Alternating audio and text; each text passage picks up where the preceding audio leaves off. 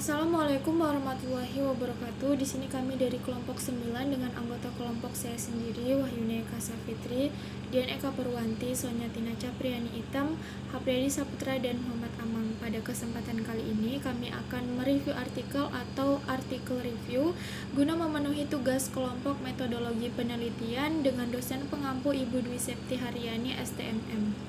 Di sini saya akan mereview artikel dengan judul Analisis Stres Kerja dan Disiplin Kerja Terhadap Efektivitas Sumber Daya Manusia, Studi Kasus Balai Pemuda dan Olahraga DIY dengan penulis Irfan Tri Isnandar, Rian Destiningsi, Universitas Tidar tahun 2021. Yang mana pada bagian pendahuluan dalam artikel dijelaskan bahwasanya pegawai negeri sipil atau PNS ialah pegawai yang diangkat berdasarkan kriteria pemerintah dan digaji berdasarkan perpu dan ditugaskan berdasarkan tugas yang ditetapkan dalam suatu jabatan negeri. PNS atau pegawai negeri sipil adalah seseorang yang dianggap mampu menjadi sumber kebutuhan akan suatu bakat skill dalam suatu organisasi untuk dapat mampu meningkatkan efektivitas suatu pekerjaan, dikutip dari Harahap 2018. BPODIY berharap pegawainya bekerja memberi hasil yang produktif dalam peningkatan kinerja pegawai melalui efektivitas sumber daya manusia atau SDM. BPODIY menginginkan para pegawai agar mampu bekerja secara kompeten dengan peraturan yang profesional. Suatu faktor yang mampu untuk meningkatkan produktivitas karyawan yaitu salah satunya efektivitas sumber daya manusia. Metodologi penelitian yang digunakan pada penelitian ini digunakan jenis data kuantitatif, yang mana penelitian ini dilakukan menggunakan analisis deskriptif, dan untuk pengolahan data kuesioner pada penelitian ini menggunakan model uji validitas dan reliabilitas. Hasil penelitian dan pembahasan pada artikel ini yaitu pada uji validitas dari 16 pertanyaan untuk variabel efektivitas sumber daya manusia, stres kerja serta disiplin. 16 pertanyaan untuk variabel efektivitas sumber daya manusia semua dikatakan valid karena pada kuesioner tersebut menunjukkan hasil dari nilai R-nya lebih besar dari angka 5%. Dari uji reliabilitas, dalam suatu kuesioner dapat reliable bila mana nilai Cronbach alpha lebih dari 0,6 dikutip dari Sujarweni tahun 2014.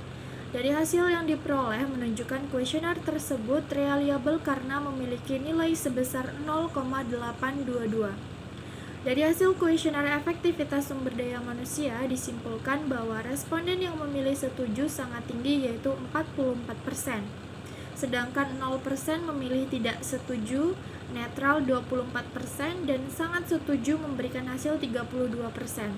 Maka para pegawai sangat setuju akan hasil efektivitas sumber daya manusia yang dapat mempengaruhi suatu hasil kerja yang efektif dan efisien dalam pekerjaan. Kesimpulan dari artikel ini yaitu dari setiap karyawan memiliki respon stres yang berbeda.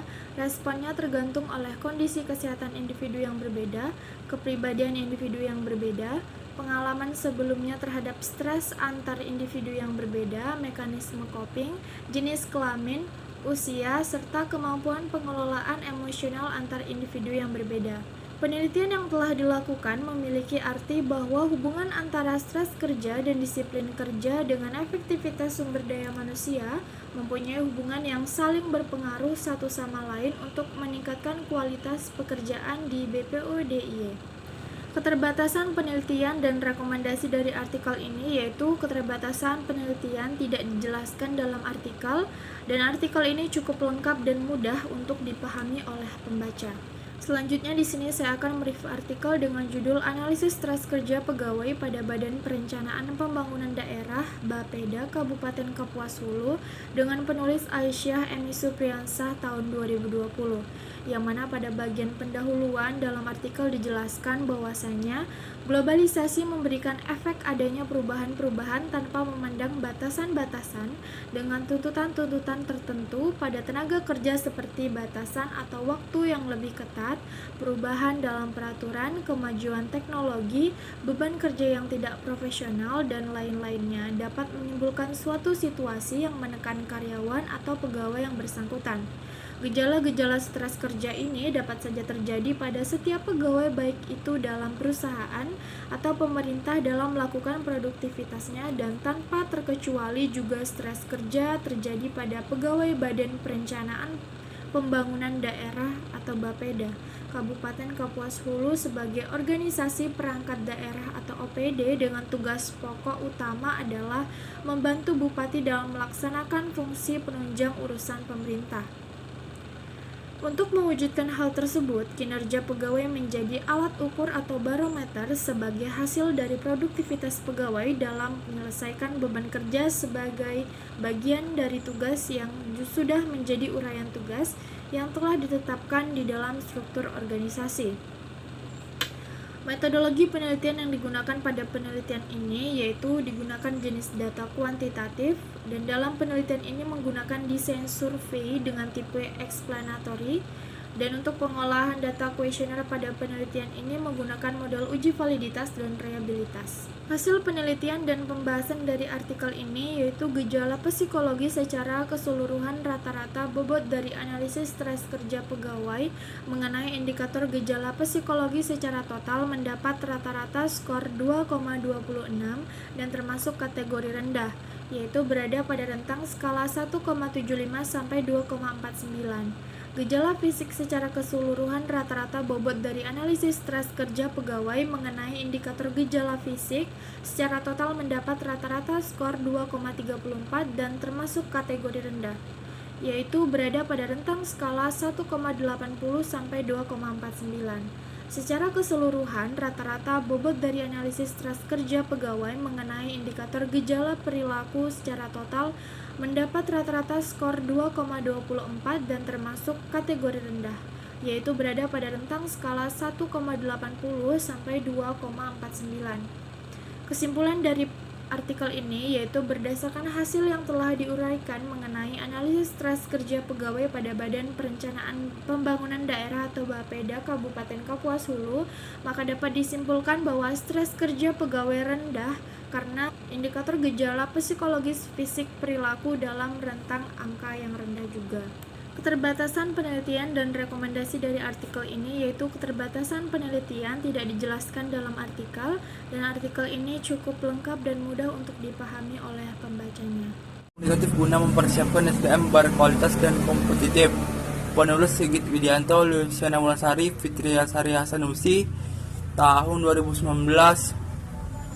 Pendahuluan, memahami kriteria penilaian terhadap SDM berkualitas secara manufaktur di pemahaman dasar komunikatif dan berupaya meningkatkan kualitas yang mumpuni agar segera mungkin terlaksana, dan menerapkan metode kualitatif untuk melakukan upaya penghitungan jumlah SDM yang akan ditempatkan sebagian handal di industri UMKM dan pariwisata.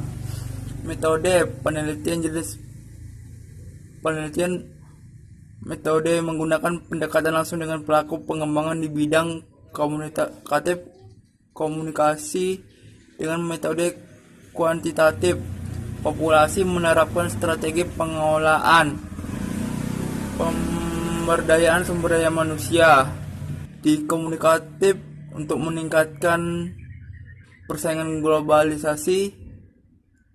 Sampel 69 orang. Teknik pengumpulan data, memperhatikan secara teliti, watch carefully, dan mewawancarai dengan membicarakan pemahaman yang penting.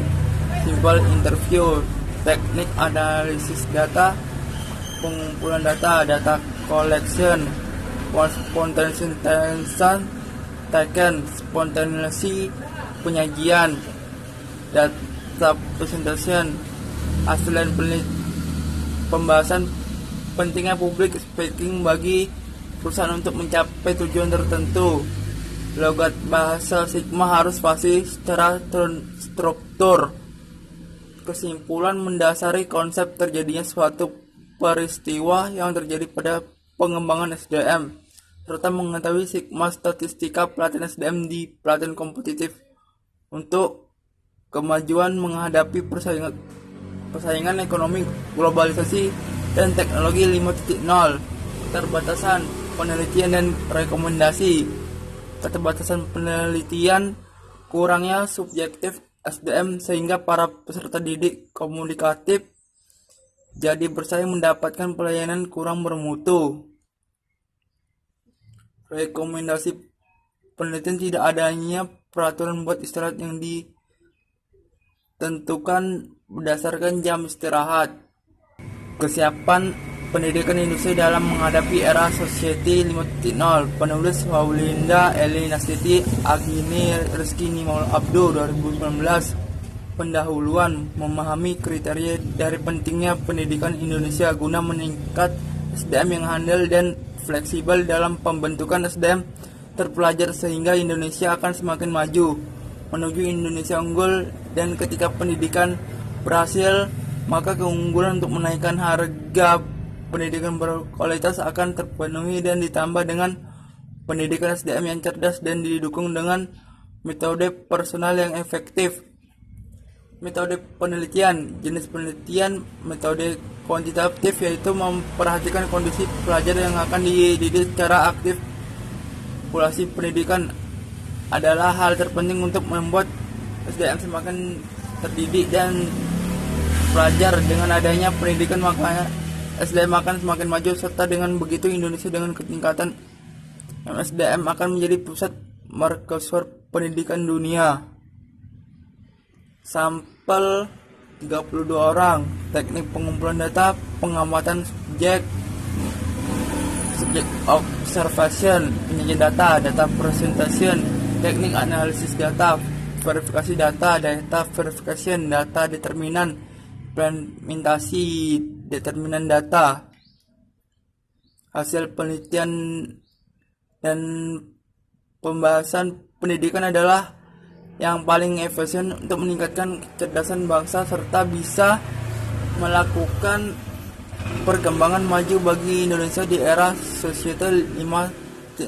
Simpulan, menganalisis data dari pendidikan yang berfokus pada SDM yang terdidik baik dari perilaku, keorganisasian, keaktifan, lingkungan sekolah serta meningkatkan daya pengajaran yang bermartabat untuk menghasilkan SDM yang berkualitas dan handal. Keterbatasan penelitian dan rekomendasi.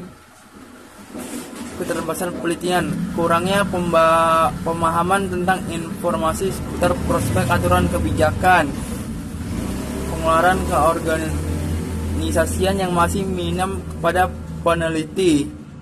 Rekomendasi penelitian, pemerintah pusat kurang memperhatikan pengelolaan pengembangan SDM yang terdidik untuk dihadapi era Society 5.0 dan sehingga pemerintah daerah susah memberikan objek jawaban dari kedua belah pihak. Halo, di sini saya akan membacakan judul jurnal yang saya ambil, yaitu Pengaruh Konsep Diri Terhadap Perilaku Konsumtif Pembelian Produk Kosmetik pada Wanita Dewasa Awal. Yang pertama, kita masuk pendahuluan. Menurut dari Ahman 2007 bahwa manusia memiliki berbagai macam kebutuhan yang tersusun dengan tolak ukurnya, dari bersifat pokok maupun primer. Contohnya seperti sandang, makan, papan, hingga kebutuhan lainnya, yaitu sekunder dan tersier, yang sepenuhnya bersifat menunjang kebutuhan primer. Tidak hanya pakaian yang telah berubah fungsi karena perkembangan zaman di tahun belakang ini, juga banyak sekali kebutuhan lainnya yang bersifat menunjang tren dan gaya hidup, yaitu kebutuhan untuk mempercantik penampilan diri, ya salah satunya yaitu menggunakan alat kosmetik, skincare, dan lain-lain. Pada awalnya, kosmetik difungsikan sebagai kebutuhan sekunder bagi konsumennya, tapi sekarang berubah menjadi sebuah kebutuhan yang sangat penting, karena para wanita yang ingin menjadi cantik atau sempurna dalam setiap kesempatan, para konsumennya juga dari berbagai tingkat usia. Yang kedua, masuk metodologi penelitian. Jenis penelitian ini menggunakan kuantitatif. Populasinya dari usia 21 sampai 45 tahun, jumlah populasinya sekitar 4 juta jiwa, sedangkan usia 20 sampai 40 tahun sejumlah 385 orang. Sampel yang digunakan yaitu non-probability sampling dengan sampling confined. Selanjutnya, teknik pengumpulan data yaitu kuesioner. Teknik analisisnya analisis uji regresi linear. Yang ketiga, hasil penelitian dan pembahasan. Berdasarkan hasil uji regresi linier diperoleh hasil bahwa konsep diri tidak memiliki pengaruh yang signifikan terhadap perilaku konsumtif pembelian kosmetik dengan nilai R sama dengan 0,81 dan R2 0,06. Nilai R2 0,06 mengandung pengertian bahwa hanya terdapat 0,6% sumbangan pengaruh konsep diri terhadap perilaku konsumtif pembelian kosmetik, sedangkan sisanya sebesar 99,4% dipengaruhi oleh faktor-faktor lainnya. Dalam uji regresi ini juga diperlihatkan nilai T sama dengan 1,582 dan nilai P sama dengan 0,115 0,01. Hal ini menunjukkan bahwa HO diterima dan H1 di penelitian ditolak, sehingga dapat diambil kesimpulan tidak terdapat pengaruh yang signifikan dari konsep diri terhadap perilaku konsumtif pembelian kosmetik pada wanita dewasa awal. Yang keempat yaitu kesimpulan. Berdasarkan hasil analisis data, sebagian besar responden yang tercakup dalam penelitian ini, 68,6% merupakan individu dengan konsep diri netral, 16,1% dengan konsep diri positif, dan hanya sebesar 10,4% bagian dari keseluruhan responden yang memiliki konsep diri negatif. Sementara itu, 16,1% responden dengan konsep diri tinggi dapat dikatakan memiliki penerimaan diri dan kepuasan terhadap diri yang cukup, sehingga item-item pernyataan positif mengenai diri dapat dijawab dengan baik. Berdasarkan analisis data yang telah dilakukan, sebagian besar responden 68,6% adalah individu yang dengan perilaku konsumtif pembelian kosmetik sedang atau rata-rata.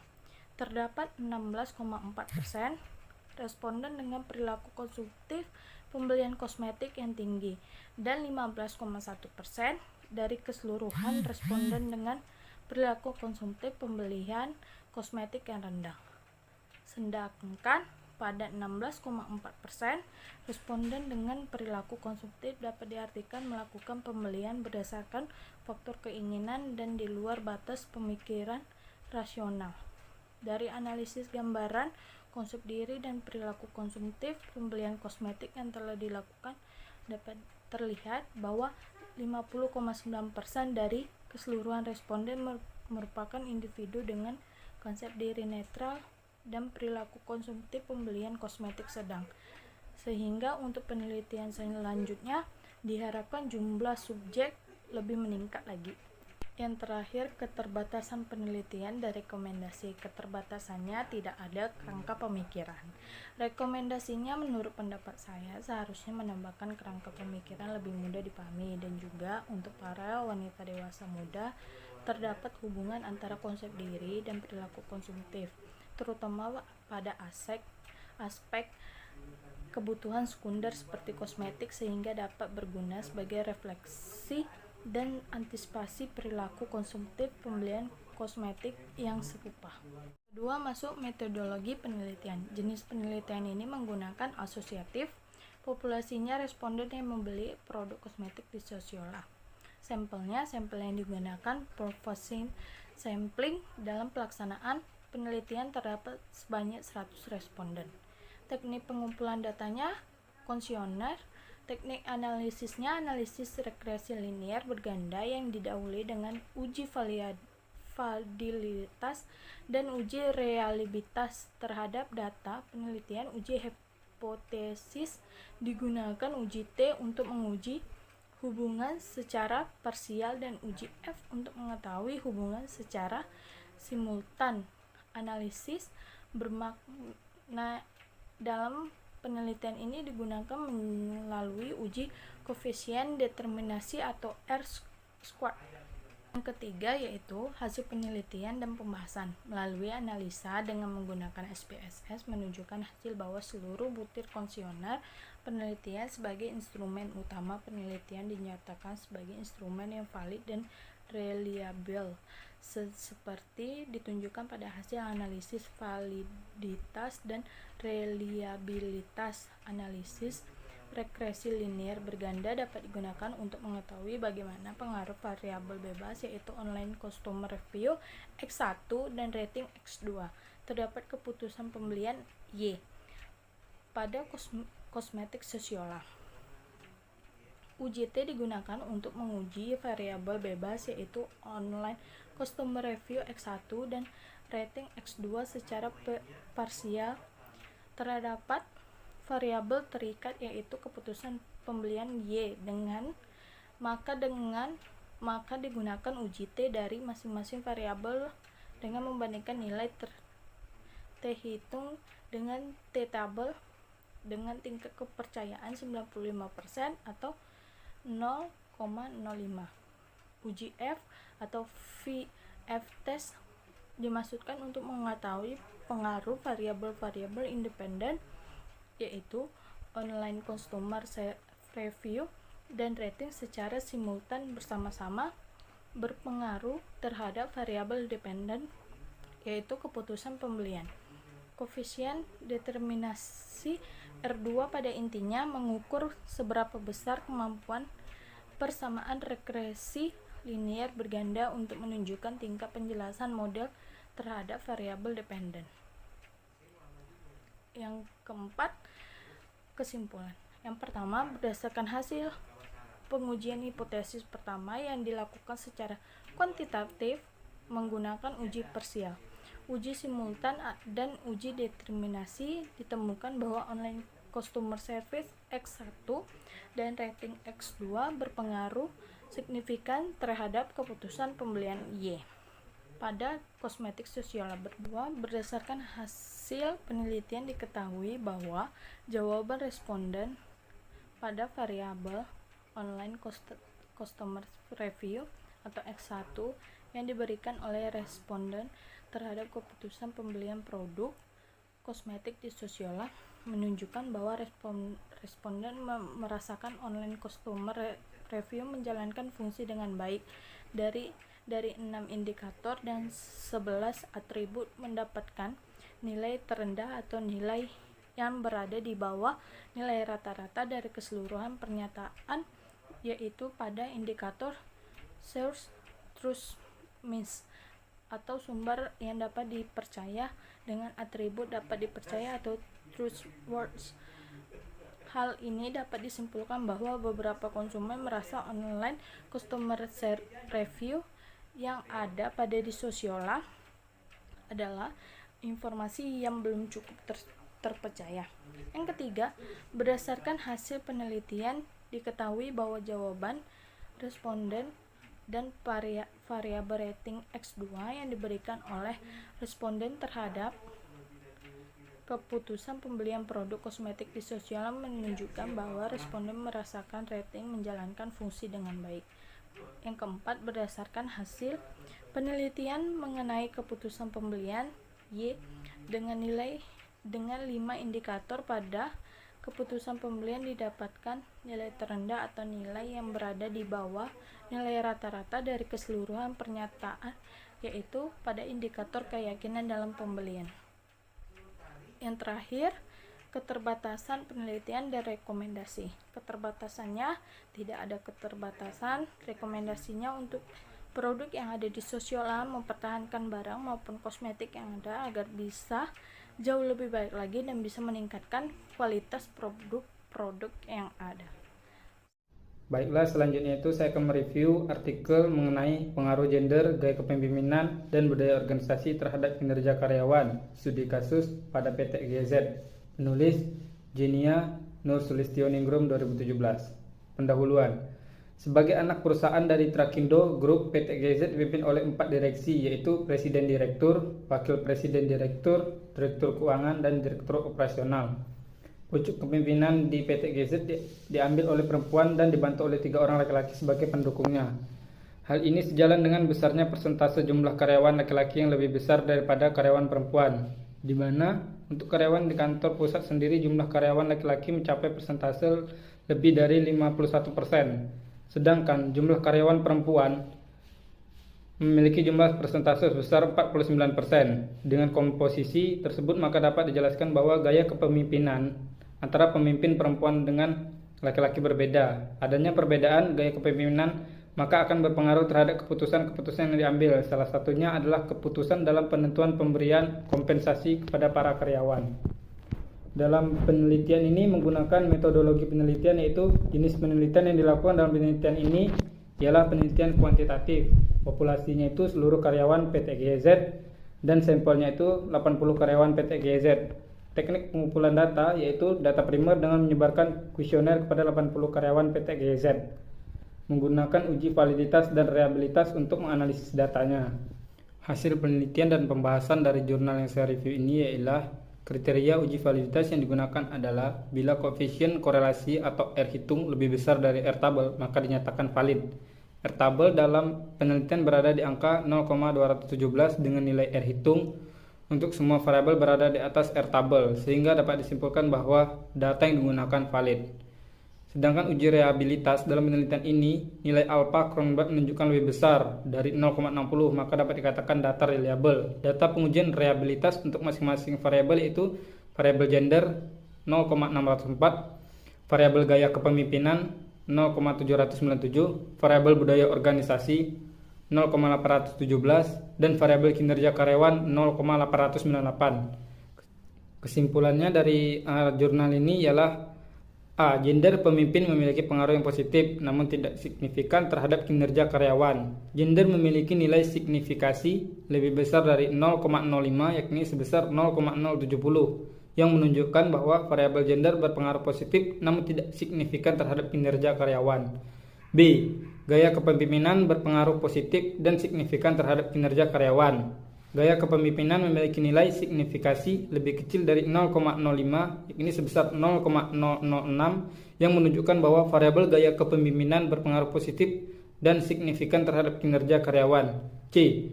Budaya organisasi berpengaruh positif dan signifikan terhadap kinerja karyawan. Budaya organisasi memiliki nilai signifikasi lebih kecil dari 0,05 yakni 0,000 yang menunjukkan bahwa variabel budaya organisasi berpengaruh positif dan signifikan terhadap kinerja karyawan. Selanjutnya itu keterbatasan penelitian dan rekomendasi. Keterbatasan dari penelitian ini ialah tidak adanya indikator yang dipakai untuk variabel bebas maupun terikatnya sehingga menyusahkan untuk memahami. Jadi seharusnya itu untuk rekomendasinya ke depan itu dijelaskan terlebih dahulu apa saja indikatornya sehingga mudah untuk dipahami. Baiklah, selanjutnya itu saya akan mereview jurnal yang berjudul Analisis Perbedaan Kinerja Pegawai Berdasarkan Gender, Usia dan Masa Kerja, Studi pada Dinas Pendidikan Setaro. Penulis pertama Erli Erelia, yang kedua Victor PK Lengkong, yang ketiga Imelda WJ Ogi, tahun 2017. Pendahuluannya yaitu sumber daya manusia merupakan faktor yang sangat penting dalam sebuah organisasi, baik organisasi dalam skala besar maupun kecil.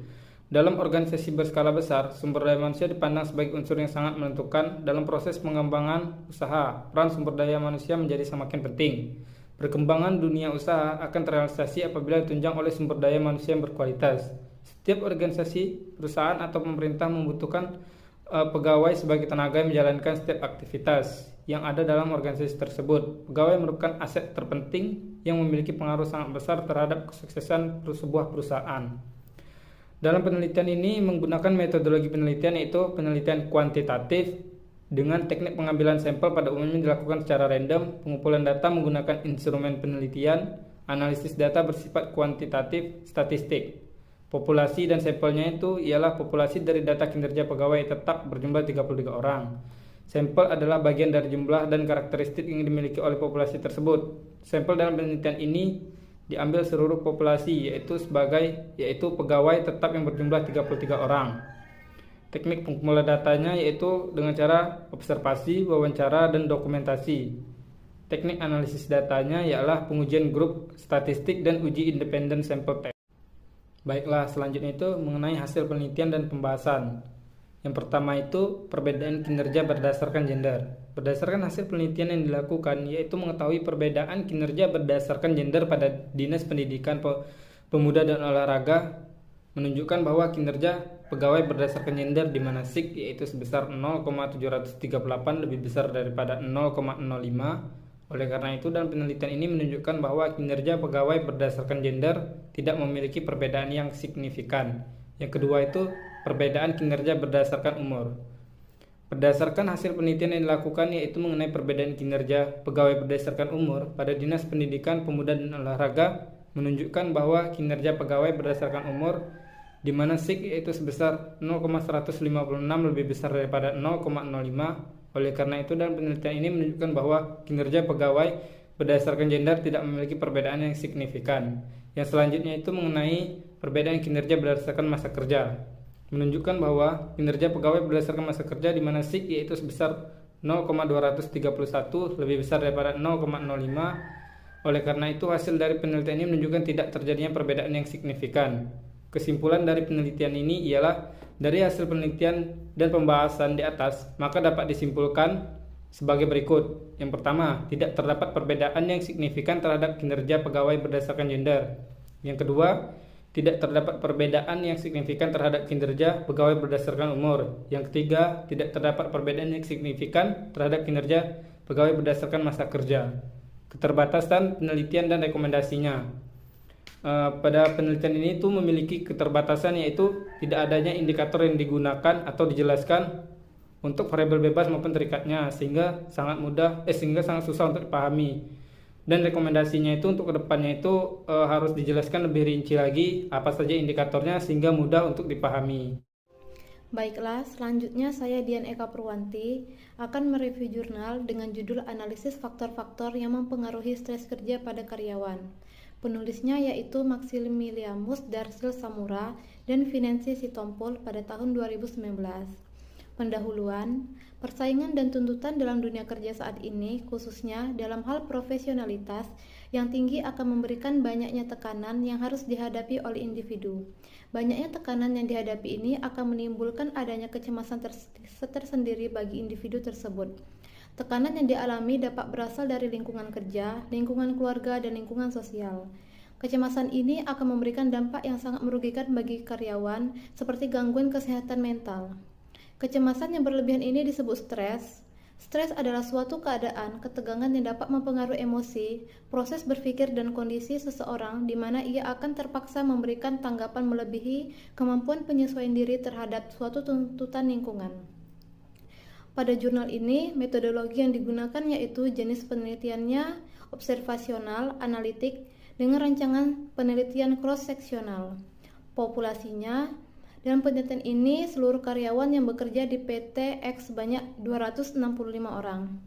Dengan sampel yang dilakukan menggunakan rumus sampel Slovin yang diperoleh sebanyak 73 sampel. Teknik pengumpulan datanya yang dilakukan menggunakan teknik sampel random sampling. Dengan teknik analisis data yang digunakan adalah uji chi-square dan uji regresi logistik. Selanjutnya, mengenai hasil penelitian dan pembahasan. Yang pertama, hasil analisis menggunakan uji chi-square-nya diperoleh oleh p-value dengan nilai signifikasi 0,390 yang artinya tidak ada pengaruh umur dengan stres kerja pada karyawan di PT X Kota Medan tahun 2019. Yang kedua, hasil analisis menggunakan uji chi-square diperoleh dengan nilai signifikasi 0,979 di mana hipotesis diterima yang artinya tidak ada pengaruh masa kerja dengan stres kerja pada karyawan PT Kota X. Yang ketiga, hasil analisis yang menggunakan uji chi-square diperoleh p-value dengan nilai signifikansi 0,028 yang artinya ada pengaruh kemampuan yang tidak digunakan dengan stres kerja pada karyawan. Kesimpulan yang didapat dari review jurnal ini, berdasarkan hasil penelitian di atas, dapat disimpulkan bahwa variabel yang berpengaruh terhadap stres kerja adalah variabel dengan kemampuan yang tidak digunakan, yaitu dengan nilai 0,028, hubungan interpersonal dengan nilai 0,010, dan ketidakpastian pekerjaan 0,013. Dari ketiga variabel tersebut, Variabel yang paling dominan atau berpengaruh dengan stres kerja adalah variabel hubungan interpersonal, yaitu sebesar 0,015 yang diperoleh menggunakan analisis multivarian logistic regression. Keterbatasan dan penelitian rekomendasinya, yaitu untuk jurnal ini tidak adanya indikator yang dipakai untuk variabel yang bebas maupun terkaitnya. Jadi seharusnya dijelaskan terlebih dahulu apa saja indikator tersebut.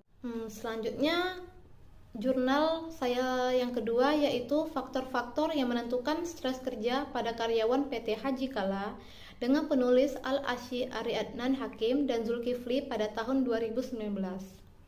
Pendahuluannya, dampak dari pesatnya perkembangan perekonomian pada saat ini tentunya tidak hanya dirasakan tekanan oleh pengusaha semata, akan tetapi lebih besar dampaknya dirasakan oleh karyawan dalam bentuk perusahaan, di mana seorang karyawan diharuskan untuk memiliki kapabilitas lebih dari kondisi normalnya, yakni seorang karyawan diharuskan mampu melaksanakan dua peran sekaligus atau mampu memenuhi target perusahaan di tengah kondisi perekonomian yang sedang tidak stabil. Pada posisi ini, seorang karyawan tidak memiliki pilihan selain melaksanakan apa yang ditugaskan dari kebijakan perusahaan. Dalam beberapa kasus serupa, kondisi dari tekanan ini mengakibatkan adanya suatu kondisi dari suatu seorang karyawan untuk lebih sensitif dan mudah untuk mengalami stres. Para ahli mengatakan bahwa stres adalah akar penyebab semua masalah di dunia modern dan sangat mempengaruhi karyawan dan organisasi bisnis. Pada jurnal ini, metodologi penelitian yang digunakan yaitu penelitian kuantitatif dengan populasi dan sampel, yaitu karyawan PT Haji Kala, yakni sebanyak 90 orang yang diambil dengan menggunakan metode sensus. Sedangkan teknik pengumpulan datanya menggunakan penelitian kuesioner dengan skala Likert sebagai alat ukur atas sikap responden mengenai faktor-faktor yang menentukan stres kerja. Teknik analisis datanya yakni teknik analisis data yang digunakan yaitu exploratory factor. Selanjutnya yaitu kesimpulan. Berdasarkan dari hasil penelitian dapat disimpulkan bahwa dari 6 variabel yang telah dinyatakan layak untuk dilakukan pengujian faktor, yang pertama berbentuk satu faktor yaitu faktor yang mempengaruhi employee engagement. Keenam variabel yang berbentuk menjadi satu faktor tersebut meliputi yang pertama kepemimpinan, lingkungan kerja, kompensasi, hubungan tim dan rekan kerja, pelatihan serta pengembangan serta kesejahteraan di tempat kerja. Ditemukan pula bahwa di antara 6 variabel tersebut, variabel kepemimpinan adalah variabel yang paling dominan dalam hubungan dengan employee engagement yakni 0,928%, yang kemudian disusul dengan variabel kompensasi yakni 0,876%. Selanjutnya pelatihan dengan pengembangan yakni sebesar 0,861, kesejahteraan di tempat kerja yakni sebesar 0,8226 dan lingkungan kerja yakni 0,811. Berdasarkan hasil penelitian yang telah dilakukan sebelumnya, yakni mengenai analisis faktor-faktor yang menentukan stres kerja pada karyawan Haji Kala, ditemukan bahwa dari 9 faktor yang telah dinyatakan layak untuk dilakukan pengujian faktor, terdapat 3 faktor yang terbentuk. 3 faktor tersebut antara lain, yang pertama ada faktor tuntunan kerja, yang kedua faktor kebijakan organisasi, dan ketiga ada faktor pribadi. Selanjutnya yaitu keterbatasan penelitian dan rekomendasi. Menurut saya, tidak adanya indikator dan dipakai untuk variabel bebas maupun terikat. Seharusnya dijelaskan terlebih dahulu apa saja indikatornya agar lebih jelas. Baiklah, sekian dari kelompok kami untuk mengenai review jurnal. Wabillahi taufiq wal hidayah. Assalamualaikum warahmatullahi wabarakatuh.